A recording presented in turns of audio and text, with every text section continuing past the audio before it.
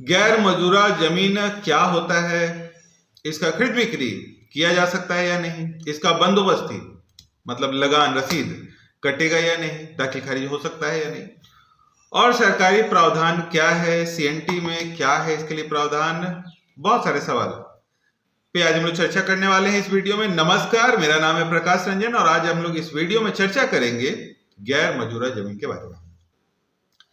सबसे पहले हम लोग अर्थ पे आते हैं कि गैर मजूरा शब्द का अर्थ क्या होता है। तो यह एक अरबी शब्द है जिसका मतलब होता है परती, जहां पर जुताई बुनाई जिस जमीन पे नहीं हो रहा हो उस जमीन के रूप में इसको परिभाषित किया जाता है। यह एक राज्य सरकार का जमीन है, जो गैर मजूरा जमीन है वो राज्य सरकार का जमीन है, इसलिए उस जमीन का जो भी निर्णय होगा वो राज्य सरकार लेगी। इसलिए अलग अलग राज्य में अलग अलग कानून हो सकता है, क्योंकि वो राज्य के ऊपर निर्भर करता है कि वो इसके लिए क्या कानून बनाता है, क्या प्रावधान बनाता है। यह कितने प्रकार का होता है, तो यह 2 प्रकार का होता है, गैर मजूरा आम और गैर मजूरा खास। गैर मजूरा खास को हम लोग गैर मजूरा मालिकाना भी कहते हैं, क्योंकि गैर मजूरा का मालिकाना होना ही उसको खास बनाता है ना। तो गैर मजूरा आम पे सबसे पहले हम लोग चर्चा करें। गैर मजूरा आम राज्य सरकार की जमीन है, इसको प्योर सरकारी जमीन के रूप में आप समझें। सभी गांव में यह देखने को मिलता है, और ये किस रूप में देखने को मिलता है कि जो भी सार्वजनिक यूज में हो रहा हो, जैसे उस गांव का रास्ता, सर्वे रोड होगा रास्ता, उस जमीन में अगर उस गांव में पहाड़ हो, उस जमीन का तालाब, उस गांव में अगर तालाब हो जो सार्वजनिक प्रयोग में, देखिए बार बार हम लोग एक वर्ड रख रहे हैं सार्वजनिक, इस विषय का भी लड़ाई बहुत ज्यादा रहता है।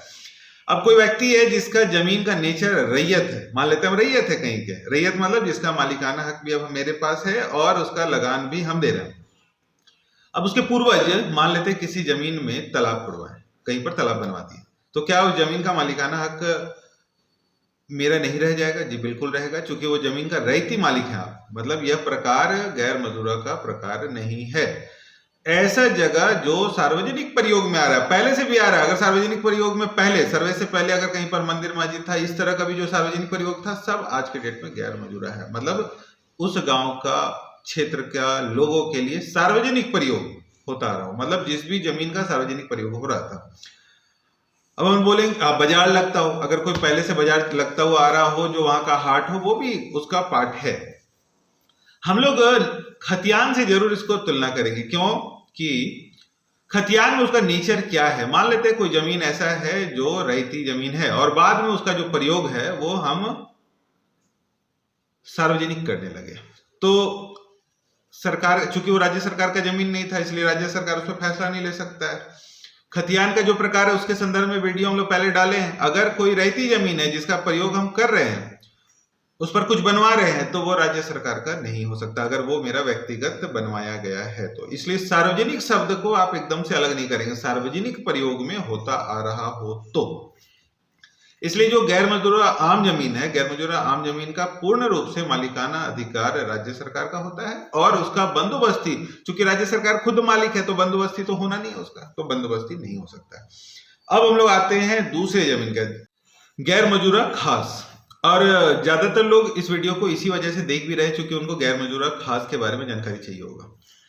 गैर मजूरा खास को भी हम लोग 2 भाग में समझेंगे। सबसे पहले, चूंकि बहुत सारे लोगों का सवाल रहता है कि इसका खरीद बिक्री किया जा सकता है कि नहीं और बंदोबस्ती होगा कि नहीं, तो पहले हम इसको 2 भाग में अर्थ को समझ लेते हैं कि इसका अर्थ क्या है। पहला अर्थ यह है कि बहुत सारे लोग ऐसे होंगे, सर्वे के टाइम में बहुत सारी जमीन ऐसा था जहां पर खेती होता था, लेकिन उस वर्ष, जिस वर्ष सर्वे हो रहा था, उस समय सर्वे में उसका नाम नहीं आया, मतलब सरकार उसको बिना खेती का जमीन मानता।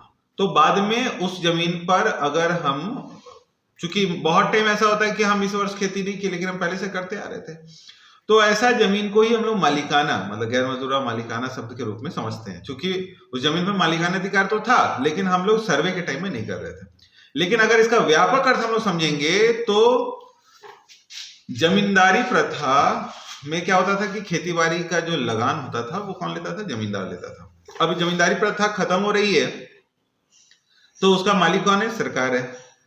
तो जब जमींदारी प्रथा ध्वस्त हुआ, उस समय जो कानून बना, उस कानून के अधिकार तहत 1 जनवरी 1946 से पूर्व अगर जमींदार लिखित रूप से रैयत को देता है कि इसका मालिकाना, मतलब रैयत नहीं मतलब किसान को, कि इसका मालिकाना अधिकार आपको है, मतलब 1 जनवरी 1946 से पहले रिटर्न फाइल करना था, उसमें अगर रिटर्न फाइल किया गया हो तो वो जमीन क्या हो गया, गैर मजूरा खास हो गया। अभी उस जमीन का बंदोबस्ती होगा कि नहीं, बंदोबस्ती हो रहा था, हो सकता है, लेकिन बार बार हम लोग ये शब्द का प्रयोग कर रहे हैं कि इस जमीन का मालिकाना अधिकार किसका है, राज्य का है। तो राज्य अलग अलग समय पर निर्णय लेते रहेगी। मान लेते ये जमीन मेरा है, तरीके से हम जब इसको ट्रांसफर ऑफ प्रॉपर्टी मतलब बिक्री करने जाते हैं तो राज्य सरकार का परमिशन होना चाहिए, लेकिन ऐसा हम लोग करते नहीं है। तो खरीद बिक्री तो हो जाता है, सेल हो जाता है, लेकिन जब हम बंदोबस्ती के लिए जाते हैं तब हम लोग को सरकार का जरूरत पड़ता है। तो सरकार हर समय, राज्य सरकार हर समय अलग अलग निर्णय लेते हैं। अभी भी देखिए इसको लेकर राजनीति बहुत तेजी से है। कुछ पार्टी बोलती है कि इसको रैयत को दे देना चाहिए, हमारी सरकार आएगी तो हम दे देंगे, क्योंकि उस पर तो उसका खेती चलता ही है। तो डिपेंड करता है कि वो राज्य सरकार क्या निर्णय लेती है, हर राज्य का अलग अलग होगा, क्योंकि उस राज्य का जो राज्य सरकार है वो उस पर निर्णय लेगा। लेकिन अगर हम लोग ओवरऑल गैर मजूरा शब्द का प्रयोग करते हैं तो वो राज्य सरकार का जमीन है, इसलिए आम में तो स्पष्ट है कि वो राज्य सरकार का जमीन है। अगर कोई उसको कब्जा करके घर बना भी लिया तो भी वो राज्य सरकार का है।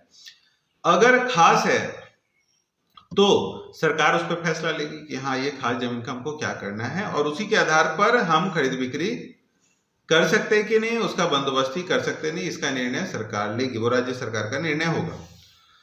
वीडियो आपकी जानकारी के लिए बनाया जाता है, इसलिए इसे लाइक, सब्सक्राइब और शेयर जरूर करें। अगर आपका कोई सवाल हो तो कमेंट बॉक्स पर आकर सवाल करें। बहुत बहुत धन्यवाद।